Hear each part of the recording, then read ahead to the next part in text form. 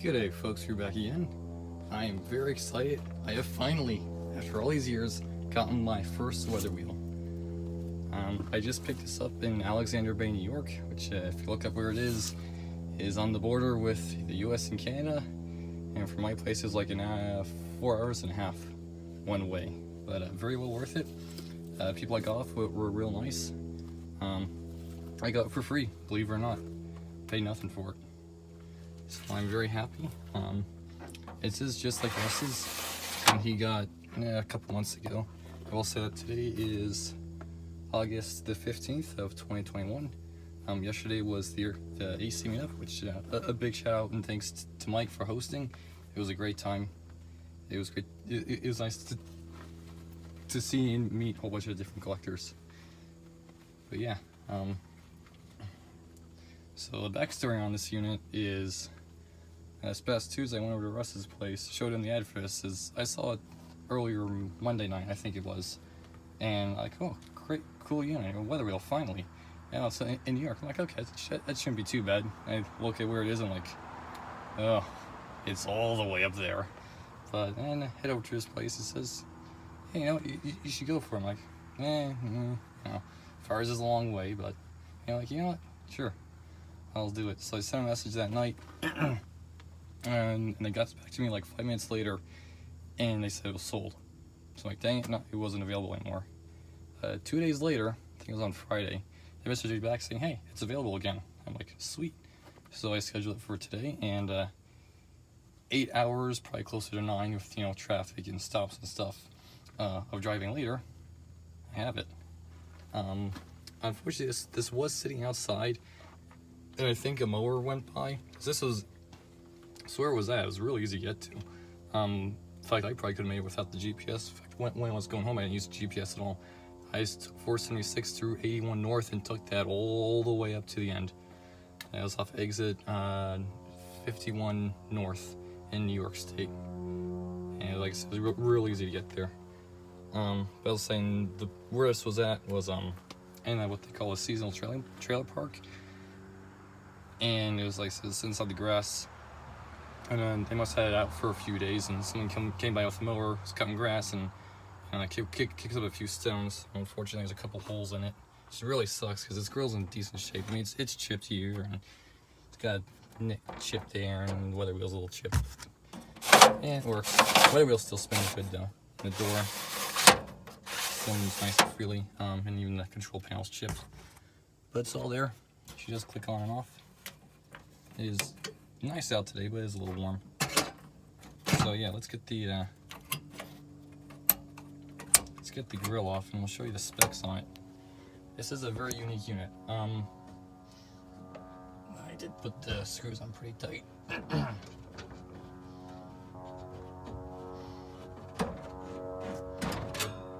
This one. This will probably not come off. Kind of pain neck to put these on, but at least to line up the screws are real pain. But alright, the grill somewhere safe. It's the tire here. Alright. So this is specs on it. I find this to be very interesting. It's 890 watts, 7,500 BTUs per hour at 7.5 amps, and it's 110 volt, which makes this a very efficient unit. Very efficient. In fact, the reason why I got pushed back far in some of my cars, I'm going to pull the chassis out. I think it has an AJ in it, because I kind of took a peek. As a 2-layer evaporator and as a 3-layer condenser, which is why it's probably so efficient, because the condenser is real big. Anyways, enough yakking. We all want to hear this thing fire up. Power off. Smoke test. Yay. Of course, we are always on the GFCI cord. Which is my foot. Alright, thermostat's down. Low fan. It's probably gonna throw a lot of crap.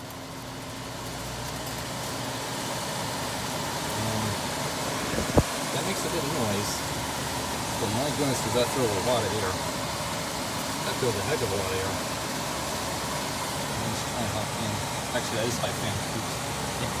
It's all broken out, but okay. Dude. For 7,500? I mean, this ain't bad as far as noise goes. Alright, cool. Like I said, it kind of looks like an AJ. I think we'll see when I pull the guts out. Anyways, let's fire it up.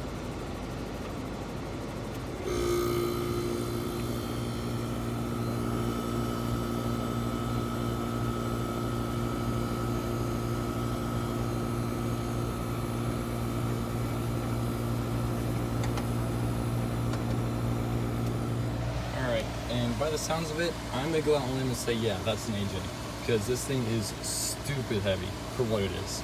Like, I expect this to be heavy because it is the. I was just at the meeting. I should know this. Medium size? No, this is the. Like I said, I should know this stuff, but of course I forget everything instantly.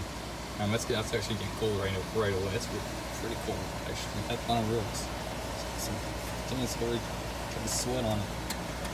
Top's warm yet, but this hasn't run in 10 years.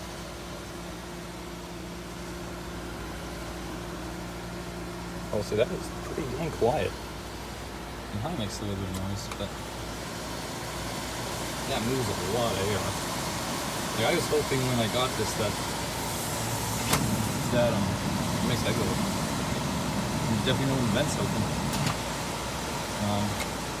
Because the one Russ has, I think, is the chassis is just the size up from this. Might be, I don't know. And his is a 220 by 12K, which is perfect for me because I'd love to. I was hoping this was the same thing. I don't use this as a. I was hoping to be 220 because I use this inside my living room and then have a 110 unit. But top airflow isn't cool yet, but the coil itself is. So it's getting there. And then the bomb's, like I said, it's slow. It hasn't run in a good well, so it's frosting up. But top layer is. It's cold. It's cold on top layer, so. You know, the only way to really know if it's got a full charge or not is to actually put ports on it and throw a full set of gauges and hook a little if you're thermometers and everything. But it has enough, at least, and like I said, it hasn't run in at least 10 years. Because they said they were doing this unit 10 years ago for free, and they decided to sell it for free, so it worked out great. It feels pretty good. Put the grill on it. So besides the grill being a little rough, it does have the filter. I don't know if it's original or not. It's still there. Let's get some holes in it. Yeah, it's starting to deteriorate a little bit, but the sealing around the weather wheel's gone. So I have to get new stuff for that. Let's grill on. And I don't think I showed you the back yet, but it does have the F badge, which I'm happy about. And the car is getting hot now.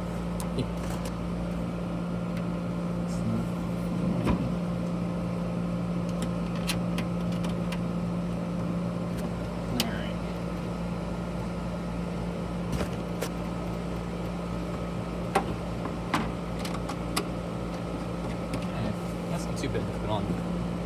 Just takes practice, I guess. It cranked down good. Funny story on that knob is, I guess I didn't have this pinned down enough. When I was lifting the unit onto my hand truck, this even flew off, and well, I loaded the units onto the car. Then, of course, taking the grill off. But it took them like a few minutes to find the grass. It was really good. So I almost didn't have the full knobs for the screws for the grill, but I just found it. It's not a whole lot of airflow, but that's because the seal on around the weather wheel is missing, so it's probably got a lot of leaking by back to the evaporator. Alright, hopefully you can hear me. Because when units turn on and I speak, it usually sounds like the mumbles. Oh, yeah, it's cooking back here. It just sounds good though. Real quiet too. Especially with this style of grill. is on Christian's unit. The comes to be one he has. Even with the gold grill, it still is really quiet. But these do help definitely sound a lot. So yes, this will be absolutely getting used next year, sometime. Probably say one of my sister's rooms if it's didn't fit the window. It should, maybe, depending on how hot it is.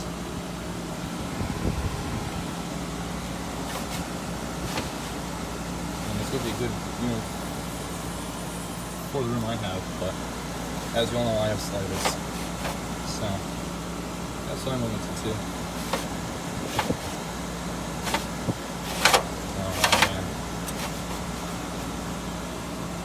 Alright, well, I think this shall conclude